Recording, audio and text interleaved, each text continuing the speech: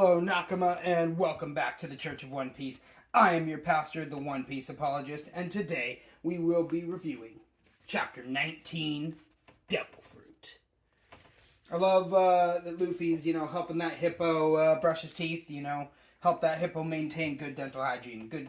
Good on you, Luffy. And of course, in the last chapter, Buggy spit on the hat, so now that Luffy has got him on the ground, and he's, it suddenly becomes like a sibling wrestling match, right? Where Luffy is like rubbing the spit on the hat off on Buggy, and Buggy's like, ew, gross! And he's like, it's your own spit, And I just think that's a really funny scene there. But even as Luffy's got him dead to rights, Luffy's like sitting on his chest on the ground or whatever, Buggy will not stop bad-mouthing Shanks, and I gotta say, I do respect Buggy standing up for what he believes in, whatever that may be. Even if I disagree, even if I like Shanks, still it's like, hey, he's not gonna pull emoji here, right? He's not gonna pull emoji here and be like, oh my gosh, I didn't realize how strong you were. I don't want none of that smoke. Just forgive me. I'm so sorry, No, he even though he sees Luffy as strong, he's gonna be like, no, I hate Shanks, and I'm gonna say it. I'll say whatever I damn well please about him, he's known him for a long time. He has the right. And I love it. I love that Buggy is willing to stand up for what he believes there. A little taste of the resolve that Buggy actually might possess, right? But Luffy sitting on top of him and then giving him a karate chop to the face and being like, chop, chop, don't come apart! I think that's so funny. Luffy, you got the Gum Gum, okay? That's yours. You can name all the Gum Gum attacks you want. You don't get to start stealing other people's powers and being like, chop, chop this and chop, chop that. Well, to be honest, it becomes kind of a pattern. He steals other people's ideas a lot. So it's just kind of part of who he is. But, the town bands together to go and find their mayor.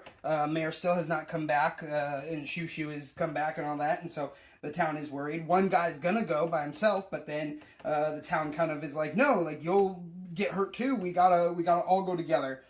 It's time for us to take back our town, and so I like that they are banding together and coming together to do that. And I love Buggy's flashback. It is so good. Choice flashback. Definitely, for me, one of the major things that was missing from the live action was getting to actually see young Buggy and young Shanks in the flashback on this crew. I mean, it's such a cool and distinctive crew, too. There's a guy with, like, the little Morpheus sunglasses, and he's got those two big fuck-off battle axes, And then there's also this other guy who's got, like, the paisley pattern on his lapel and stuff. These characters, and, like, the striped goatee, these characters just seem so distinctive and interesting. I hope they come back. I would like to see more of them. Right? But, in the flashback, Buggy, they're on a pirate raid and all raiding together, and Buggy finds a treasure map for a treasure that's on the ocean floor, and he does not give that over to the crew. He does not, join it in the crew spoils. He keeps it just for himself, right? And so we're definitely getting, that idea of where Buggy's greed comes from, or, that he is a very greedy person. And because of Buggy's greed, we really see that Buggy and Shanks could never really work together, never be on the same pirate crew, as, like, adults at least, right? Because they just believe two very separate things, two very different ideas about what it means to be a pirate. Shanks says being a pirate is all about going your own way and putting your life on the line for what you believe, right?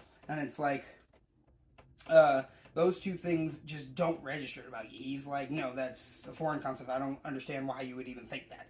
Being a pirate is gathering sparkly golden jewels. It's awesome. That's what I like to do. And so, but like I said, we do see a little bit of that resolve of putting your life on the line for what you believe as Buggy and Luffy are fighting. And, within the flashback, Buggy doesn't want the devil fruit, has no interest in that extra power because it would cost him his ability to swim, and he says there's too much delicious treasure down on the ocean floor. So Buggy has no interest in eating that devil fruit until he finds out how much it's worth, and then suddenly he devises this whole plan to trick the crew into thinking he's eaten it by just eating like a regular fruit that he's like disguised as a devil fruit, and than keeping the devil fruit for himself. So that night, he tries to sneak away with the devil fruit and the treasure map he's kept. And Shanks surprises him suddenly. And Buggy, sorry, you're an idiot, man. Like, why would you hide the devil fruit in your mouth? Of all places. And so then Shanks surprises him again, and he swallows it. And then now he has the devil fruit power and can't swim, right?